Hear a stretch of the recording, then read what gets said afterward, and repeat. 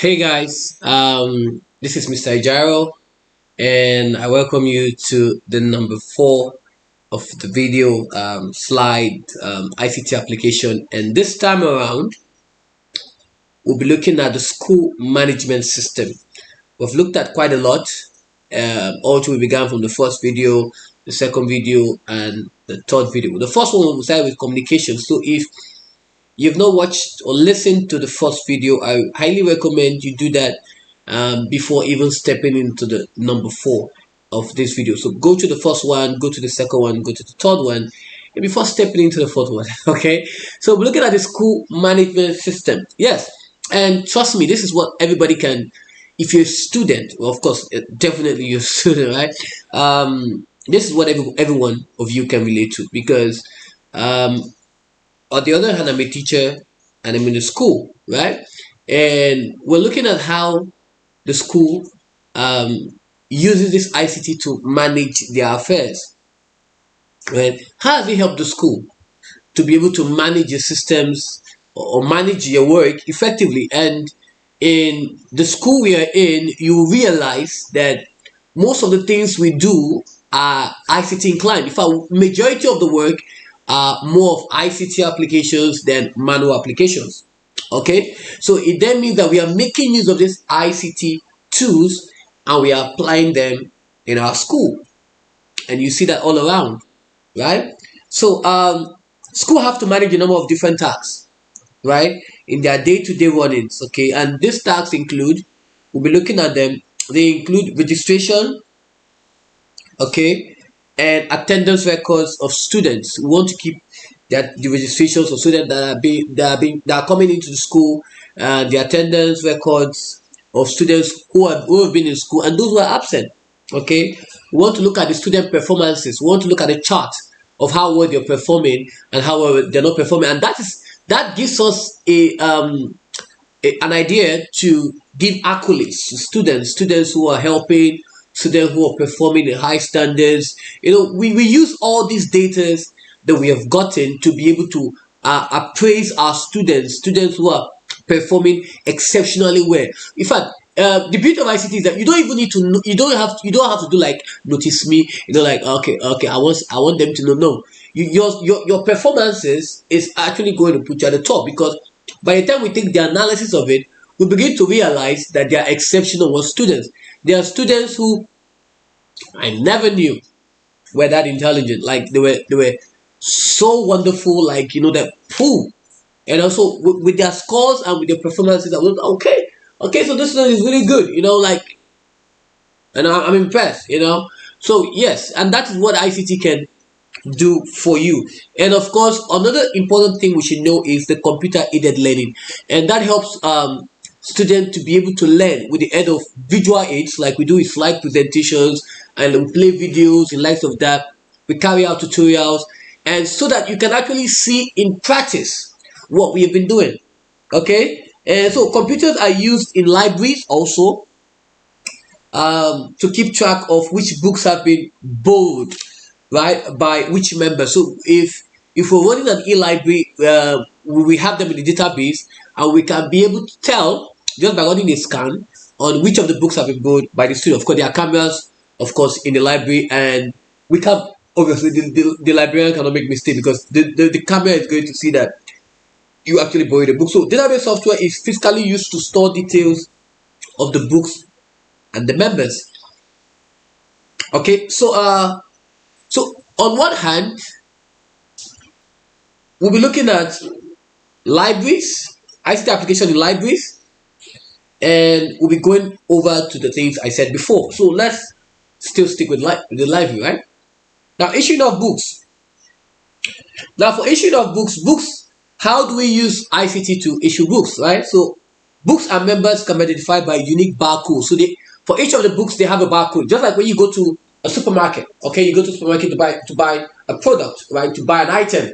They just the attendant takes the barcode, takes the item rather, and puts it on the bar scanner, and it tells you the name of the item and the price. And she just does, he or she just does it, scans and tells you it's 550, or tells you the total, everything is 2,000. This is, because they don't have the prices off head. all the prices. So the barcode gives them a clue of which how the prices range or if they have changed. Okay. So the same thing with the library. Okay, so each of the books there is a barcode on them, and when they scan it, it can be able to tell you the name of the book, author of the book, and then you can now put who is borrowing the book. Okay, and in fact, the way the database is constructed, you don't have to type the name of the student. All you have to simply do is go to the class, year 10, for example, and it brings out, okay, is it 10A, is it 10B, is it 10C, is it 10D? Okay, and if you're going to let's say 10A, right? You bring out the names of the student. You want to go to maybe Nicole or something, maybe, well, it brings out, okay, the name of the student. So you don't actually need to type in the name because all the names are there. And if there are names that or new students coming in, it's automatically updated. So the librarian doesn't need to actually put in the name of the student except in rare cases. Okay. So yes, and it can be scanned directly by the barcode scanner. Okay. So when a book is taken out, the barcode is scanned as well as the barcode on the member's card. So see, this how it's done. Okay, they scan the barcode and your ID card has a barcode. So it goes in two ways, right? There are some schools that they don't really need to just type your name or search your name, just your barcode. It brings out the picture. In fact, it brings out the total ID card of the person virtually on the system, so you can say, okay, this book was borrowed by this person, and there's a picture attached to it, because somebody can easily deny, it's not me. Oh, it's not me. I didn't take it. I didn't take it. Oh, you didn't take it, but your picture is there. So and the cameras cannot lie, obviously. So that is just what it is. So when the book is taken out, the barcode is scanned as well, and of course the barcode on the member's card. Okay, the due date is worked out by the date the book was issued. So and the system automatically issues a due date, just the same way we have a due date assignment. So I can say, okay, this book you're borrowing is a 1 week book. The book is heavy, so 1 week. So after 7 days interval, you're due to return the book. So if you don't return the book, well, there's extra charges and it occurs in your expenses. So these are just what it is. Okay. They will be looking at now. What are the advantages of having this wonderful tool? Okay. Number one, data from the books and the members are entered quickly and more accurately compared to the manual method. So you don't make mistakes, right? You don't make mistakes because you have all this as well. Okay, let's look at automatic processing. Yes, automatic processing. You're wondering, what's so automatic about the processing? Yeah, let's look at it. All right. The library database is checked on a daily basis to check which books are due. Okay, so that's what the librarian does. It checks the database to see which of the books are due and quickly informs you about, sends a message directly to you that the book is due in 2 days or whatever. Yeah, and the librarian can quickly check if a book is available to be borrowed or could provide specific dates to members when the book will be returned. Okay, automatic emails could be sent to the members to remind them of the due date. Like I said, emails are being sent out, okay, to remind you that it's due. The book you borrowed, Christine, is due. So return the book to the library. Okay, yeah. So members would be able to extend the lease period on the book board online. So that's one of the advantages you have. So you could send a message to say, please, ma, I'm still reading it. Please, please, please, please. Give me just 2 days extra, and I promise I'm gonna, something like that. Depending on the manager of the book, maybe the book wants to be read by someone else or whatever. That there's also an advantage for you to actually communicate without having to go through to the library to actually do that. That's what automatic process is all about. So it's easier to actually process in respect to issuing of or computers in the library. Because what we are talking about right now is computers in the library. How effective are computers in the library under the school management system? Because we are looking at each of the departments. Okay. Yes. So yes. The next one we'll be looking at still in the school management system is yeah, we looked at registration. Okay, so let's look at now the school management system are now used in schools by staff to complete a number of tasks on a daily basis. We use it. Staff use it to upload your scores. They use it to give assignment, mark your assignment, put up materials for you to read, videos for you to read, yeah, like the things I'm doing right now. We use that. Okay, the school uses to keep records, send bulletins to your parents, informing them, or newsletters informing them about the activities which we have covered in communication. Right, so please go back to the first video, and just take a just a spin at it. Trust me, you're gonna love it. Okay, so we'll look at the learners registration and attendance. Okay, which is what we're going to do right now. Let's look at, before we go into the modern way, let's look at the traditional way. The traditional way to record the registration and attendance with student was to complete daily registers. In fact, some schools still do that till now. Trust me, Nigerian schools, they do that. I've been in schools that's what they do.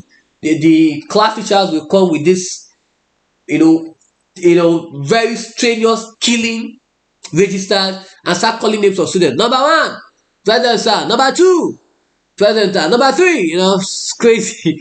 It's crazy. It's maddening to think about it, right?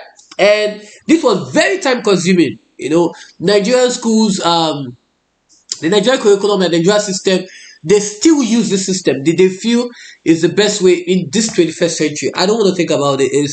Oh my god, it's now crazy thinking about it, right? Okay, and this was very time consuming because it requires a 10-minute sections at the beginning and end of each day. Okay, it was also prone to error, like if a student day was missed at some point during the registration process. Okay, there are numbers of possible ways of automating the registration process using hardware and software, some of which we're going to look at below. Okay, so the first method is issue a student with a unique ID card. That's the identification card. So that is why each student in our school have an ID card. Okay, this contains a magnetic stripe, okay, on the rear of the card, and the student could have to sign the card, also write their unique student ID in the back of the card. Okay, and the magnetic stripe would contain the name of the school, the name of the student data of birth, and their unique registration number. Okay, each morning the student will arrive at school. They will swipe their ID card through a magnetic card reader. That's what they do now. I've seen some schools, although we have not started implementing that here, but there are schools right here on the island that still do that. Okay, I've been in schools that actually do that. In fact, that is one way to actually curtail to know students who are in school instead of just writing, because it's funny, students can even write somebody's another student's name. Teachers, they do it, right? There's the card, we have the ID card given to us, and we swipe in. Okay, we swipe in with the card reader, and it reads us that we are actually in school. If we're going out for permission, whatever, we swipe out and give reasons to why we are going out on and stuff like that. So you can be sure that this is also one of the work in progress that we'll be doing as we move into our permanent site. Okay, we don't just bring everything in, and because this is not our permanent site, and so we just want to just do what we have now. We will move to our permanent site. We can have more permanent structures of the things we are going to bring in. Okay, so that's what happens, and the data we read to identify the student, the time the student entered the school premises, and this data will now be stored in a database.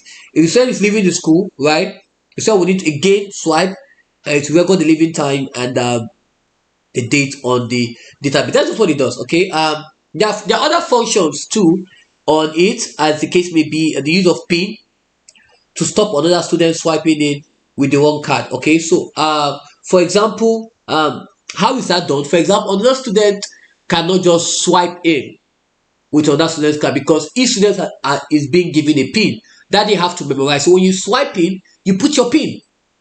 Okay, it's just like your what you use for your talk shop.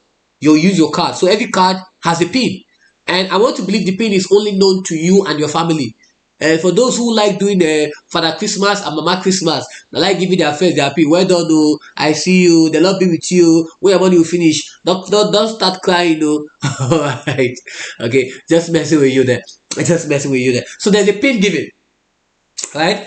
And that pin, you have to put in that pin. So once you swipe the card, the same thing you do in your talk shop. You put your card and you put your pin, right? So when they swipe it, they put the pin and it records the name. This helps you students from taking someone else's card. Probably they lost their own card and they can go out, right? Of course, the security is there to confirm that the identity of that person and the person that is swiping the card are what in sync. Okay, the next one is the use of GPS tracking, right? So the exact whereabouts of the student will be known. This will require the addition of a chip in the card. So some schools in the UK and even in the US, they do that, right? There is a chip on the card. So for example, there's any issue, maybe the parent is calling, I cannot find my child, oh, where the hell is my child? I can't see my child, I'm looking for my, okay, see, man, calm down. We have this video under control, and they can quickly go to the system with the help of the ID card to trace where the child is currently is, right? I'm not saying that I'm not saying anything whether we have the chip or not. For those who like cutting corners, I'm not saying anything. You might just you might not know that we have a chip on the card, but I'm not saying anything. I'm not saying anything. I'm not saying anything. Okay, okay. Before the people start looking at the card, all right. Okay. Yeah. So the example of the student will be known, and this will require additional of a chip in the card. Okay. So that tracking system could identify them. Okay. Yeah, we did that the RFID, yeah, the face recognition, we did that, okay, in the previous one, so you might actually want to check the slides for that. Okay, the second method, that's the first one. The first method is registration and attendance can be done with ID card. Second method is use of biometrics. Okay, now for biometrics, each student will have their fingerprint recorded. Each fingerprint is unique. Okay, and trust me, the second method is far more secure because you cannot steal someone else's fingerprint. If I don't want to believe, I don't want to think someone will have to call somebody now. Come on, you're not a sociopath, you're not a criminal, right? So it's more actually secure. Someone else can misplace their ID card and you might be tempted to use it to swipe in to go out or to use it to do dubious things. But you cannot use somebody cannot mistakenly forget his thumb. How can you forget your thumb? If how do you do that? Okay, so that their fingerprints are recorded, and their personal details plus their fingerprints will be stored in database. So when a student enters the school, they'll be asked to put their hand on the scanner or their thumb, which would read the fingerprint, because each student has unique fingerprint. Okay, this system would, of course, will be very secured, right? As with method one, the date and time of entering and leaving the school accurately be recorded on the database. Now, what is the advantages of the method of these biometrics compared to the magnetic ID card? Let's look at the advantages. Okay, shall we? Okay, so we have fingerprints are unique, so it will be impossible, okay, for a student to sign in pretending to be someone else. Okay, of course, with ID card, a student can even give another student to use it to do something else. Okay, to sign in for them, pretending that they're in school. Yes, I've seen cases in the US and even in, yes, one time in the UK where students are funny enough to dodge school because they want to go have a party, and they give another student their ID card. So the student comes in and signs for them. So according to the system, they are in school. Meanwhile, they are out there having a party. But in the biometrics, trust me, there's no way to do. There's no way. I think we're moving in the biometrics because there's no way you can actually deceive anybody that you're in school. Meanwhile, you're not in school because nobody is going to take care. How do you want to give? How do you want to give somebody your fingerprints? And don't start thinking something shady right now, because some people have started thinking something shady. Like, okay, stop. Whatever you're thinking, stop. Don't go there. Right? So it's very, very secure. Okay, it's very, very secure. All right, and ID card will easily be lost. So that's another advantage about the biometrics. You can't actually lose your fingerprint or lose your thumb or your hand, okay? Because they are part of you and they cannot be lost. So ID card will be affected by magnetic fields. They can be affected because if you don't put them well, they get scratched or whatever. That by yeah, so that can be affected. Okay, which can stop them working probably properly, right? More or less, they can be affected with the magnetic field. If your phone is closed, that can prevent it from working properly. Okay, very well. The next one, it is much easier to clone. Yes, the hackers in the house, they can clone an ID card and pretend to be that student. Okay, so yeah, okay, so it will be easy to, but it will not be easy to copy fingerprints. Okay, it's near impossible. Okay, it's not impossible, but it's near impossible. Okay. Disadvantages. Disadvantages. Let's look at it will take a long time to collect the fingerprints for every student in the school. It's going to take, especially when the school is very large school with a lot of population. Okay, and of course the equipment that is needed to take and read the fingerprint is more expensive than the magnetic stripe reading equipment. So that's also disadvantages. Disadvantage. If the student cut a finger, the fingerprint may not be affected, may not be identified by the system. How do I mean? Now, this is what I mean. And forgive me, this video is going to be a bit long, but it's helpful because we need to talk about a lot of things. Now, let's say, for example, you had a cut on your finger, and that is the finger that has been recorded by the school. It then means that the system will not be able to identify you properly, and that's a problem, right? That is a problem. Okay, so that is that. Okay, which will prevent you from entering the school. Although there's a way to navigate about it, but that's fine. But that's the disadvantage, right? There are invasions of privacy issues. And a number of students and parents may object to having fingerprints stored or in database. So privacy issue. Some parents may not even some parents may not even subject themselves to this. They may even be saying, kilo chele, I cannot. Oh boy, oh boy, oh boy, oh boy. Okay, so there might be certain issues concerning to that. Okay, so that's for that. Okay, talking about the learners registration and attendance. Okay, and in some, what we are simply saying is, one, teacher will be able to click on a particular class and complete the register. Two, once this is saved, then other users of the management system can see who has been registered for that particular period. Three, this is useful as allow teachers to see who should be attending their lessons. Okay, this is for university wise. Okay, okay, I think I can add a last one.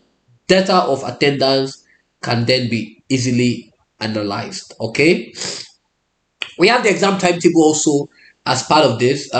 Exam timetable can be produced using the management system, and teachers who are not teaching can be easily allocated to invigilating exams. Okay, creating timetables or covers. Timetable can be produced using management software. We have a management system we use in producing our timetable. Okay, and they are generally quicker to create and less prone to errors compared to paper-based system. Trust me, there are schools that use paper-based to prepare timetable, and there's a lot of errors in between. Okay, and timetables can be produced, can also be produced to cover classes when teachers are absent or lessons needs to be covered. Okay, so let's look at student performance quickly. Student performance. Now, teachers could make considerable use of, we use spreadsheets to monitor the performance of our students. Okay, especially spreadsheet can record the test result of each student over a term, and this will allow the teacher to easily see how they are performing against other students in the same subject. So we have a way we can do what we call conditional formatting, that we can actually see students who are performing better and students who are performing lower. So it will easily be easy to import that into a report. Okay, for example, summarizing a student performance over an academic year. Okay, school management systems are used to record the performance of students. That performance can also include academic achievement and behavior as well. Okay, to produce an end of term year report that assess the following data. So let's look at it. And we have the student exam, test results in all subjects studied over the term, behavioral data, and cat scores. Okay, cat scores as well. Okay, so that's for that. Okay, we can also use it to see the average grades for all students in a class. Okay, that's for that. Okay, that's for that. Yes, so that's just what is simply we're just talking about right here. The sum total of all we've been saying in the school management system. All in summary of this, talking about the ID card with magnetic tips. We've talked about the biometrics, advantages, disadvantages of all of them. We've been talking about the learner's performance, talking about teachers are able to log on to student data, grades into a school management system. This data is then available to anyone other than members of staff. Your parents can actually see your grades, right? The data can be analyzed and reports can be produced. Okay, reports can be produced as well. So yes, organizing examination, ensuring that students are enrolled for the right exam timetable are printed, examination rooms, invigilators, you gathering the results and putting them into creating timetables that we've talked about. you know um, we've talked about the advantages. Yes, students who are absent can be addressed easily. Operating system may need some training. People need to understand how this works in the school management system. We have SIS, for example. Parents are kept up to date on any issues about their students, their children, their words in the school. Of course, the initial cost of the software is quite expensive, as the case may be. And there's one last thing we'll be talking about before I run off your air. Okay, run off of your air. So we're talking about the computer aided learning. Okay, it's currently not here in this slide. Um, So it's right here, right? Computer aided learning, right? Now it said it's the use of the computer based system to assist in the academic teaching of students. Okay, we use computer to aid us in teaching you guys. Okay, and they are designed to enhance, not replace the traditional classroom teaching, no, but to give you guys a more clear pictorial view of what we are saying. Okay, students use the computer as part of their learning to complete online tests, to monitor their performances. You like we give you an assignment to the classroom, you answer the assignment, I will return back the scores to you, and you see we do corrections, and then you can see where you've got it all wrong. Okay, for the purpose of this, our assignments is going to be done using Google Docs. Okay, you don't just do your assignment on the classroom, just type in and submit. No, you're going to use either a Google Docs or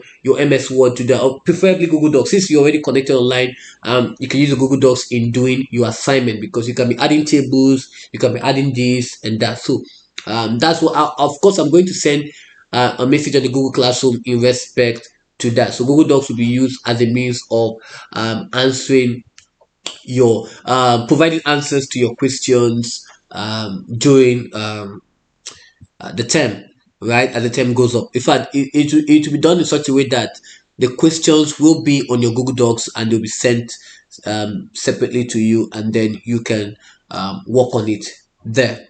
Okay, so if a student encounters a problem, Carl is not always able to help the student, right? And in those cases, student will need to take further steps for additional help in meeting the teacher. Okay, let's look at the advantages, right? The first one here is student can learn when they want and at their own pace, like what we are doing here, right? You can learn at your own pace. It allows virtual reality learning to be used. What does that simply mean? This simply means that the student is fully immersed into the learning environment. Okay, there's videos you can engage upon it, just to give you more information about what we are talking about. Student can stop at any point and will return later to continue where they left off. And that's the beauty about using the computer aided learning, because this is what we are doing right here, and it simply helps you to put a pause, go and rest, come back and continue again. Okay, it is possible to retake tests until the student reaches the required skill level, so we can give practice tests. Okay, over time we'll be doing that, giving you practice tests, and it will be answered automatically. It's just for you to get to that level that we want you to get. Okay, Carl can make learning more interactive. Okay, Carl makes it of various multimedia, for example, short video clips, animation, music, interactive learning methods. So let's look at disadvantage quickly. And multiple choice questions, that's how we talked about that. Use of multiple choice questions can be marked immediately by the computer system, giving you instantaneous feedback. That is, we do that, right? We'll give you objective questions, you answer, you then you see where you actually where you've got it all wrong. Okay, the next disadvantage is right here, and then I'll be running from your ears. But okay, I've exceeded my time. I'm sorry about that. The computer is that learning cannot give students the experience of handling laboratory equipment.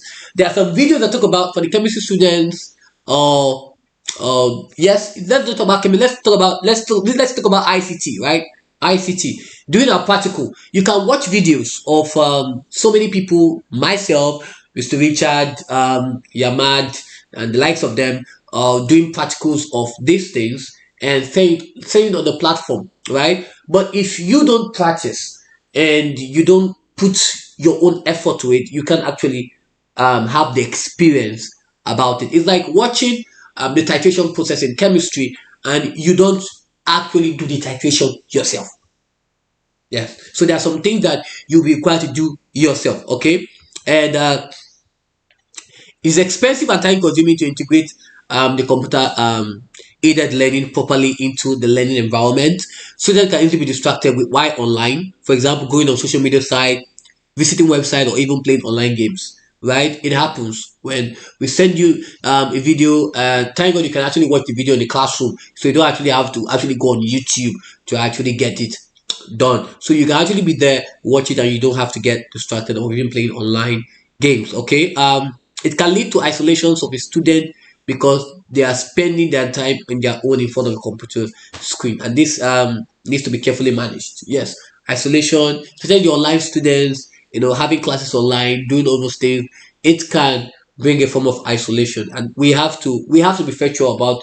And these are real disadvantages. Okay, and Carl cannot answer unusual questions. Okay, and the student will need to seek out guidance from a teacher. In other words, Carl is not a self-contained learning system. It means that there are certain questions that you ask, right, the system, and it may not give you. You actually need a comfort of a teacher to actually explain it to you in your own understanding. So thank you so much for tuning in, for listening to this wonderful fourth video. The next one is booking system. Okay, so you just want to reach out yourself with us. So thank you so much, and see you in the next video. Okay.